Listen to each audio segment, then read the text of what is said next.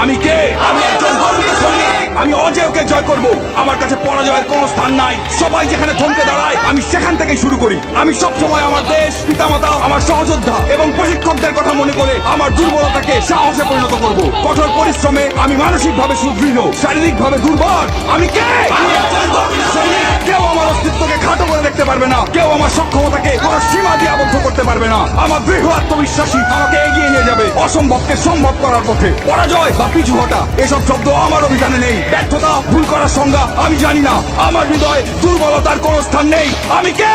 আমি একজন গর্বিত সৈনিক। আমার সাথে আমার সহযোদ্ধারা আছে। ঘাম, রক্ত আর অশ্রু বিসর্জন দিয়ে জীবন বাজি রেখে তারা আমার পাশে থাকবে। আমি কখনোই তাদের শত্রুর সামনে মাথা নিচু হতে দেব না। আমি হাসি মুখে যুদ্ধক্ষেত্রে ঝাঁপিয়ে পড়বো। যুদ্ধক্ষেত্রে আমার উপস্থিতি হবে আক্রমণাত্মক এবং হিংস্র। শত্রু আমাকে দমিয়ে রাখতে পারবে না। আমি কে?